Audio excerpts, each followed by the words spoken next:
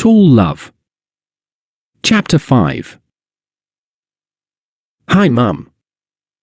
Everything's all right. I'm back from Italy and back to work. The fashion week was fun. You should see one someday, probably in London rather than Milan, as it's much nearer. My girlfriend was working there too, and I swear she was the prettiest of them all.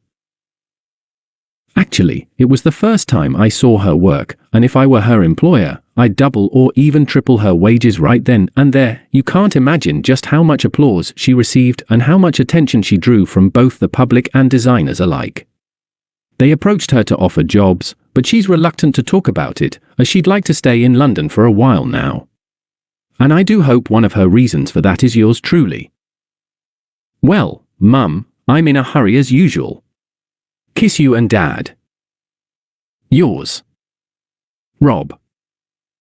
It was in Milan that Robin saw Bretta in the catwalk heels. He nearly fainted when she came out, wearing probably the highest spikes he'd ever seen, putting other models hopelessly in a shadow, towering over even the tallest of them by at least 2 feet. Their pretty faces were as high as her midriff, and their shoulders only made it up to about her groin. She was drop-dead gorgeous in a very short snow-white wedding dress, which covered only her torso and hips. Her splendid bosom was half visible through the light, white lace, with a large pink rose on her left breast. A micro-mini revealed the full length of her legs, enveloped in pink stockings. Either of them was long enough to wrap a shorter woman or man from top to toe. Those incredibly long legs of hers, which began at the level of other models' chests, ended in shiny white shoes with stiletto heels 7 or 8 inches high. Yet, due to her tremendous height, they didn't seem somewhat exaggerated in conjunction with her whole excitingly feminine frame. Robin couldn't help but stare at his lover as though it were their first encounter. The most thrilling sight was right after the end of the show, when the couturier came out to the podium. It was a prominent Russian designer called Valery Yudishin. A handsome man with meticulously shaped stubble, he seemed unbelievably short in front of the girls, reaching up to their breasts or shoulders at best. They smiled and laughed, bathing in their triumph, as he walked all the way along the row of models, embracing their waists. They bent down to give him a kiss and whispered something into his ear. As he reached Bretta, he stopped with an expression of perplexity on his face, which was leveled with her upper thighs. He pecked one of her legs that looked incomparably sexy in those pink stockings, the edge of her skirt touching his head.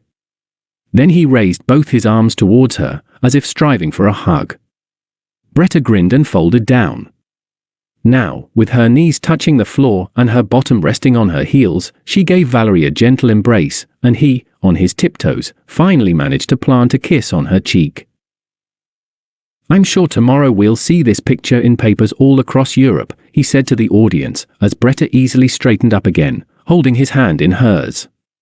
This way, with his left arm stretching all the way up, and her body slightly bending at the waist in order to keep her hand low enough for him, they left the podium, accompanied by a storm of applause. To be continued. If you're enjoying the story, or even if you're not, please like or dislike it, share, and leave a comment. Positive or negative, they are all welcome. And do visit my page on Patreon, where you'll find new stories as well as the familiar ones. Patreon.com/Alex Stake. Thank you.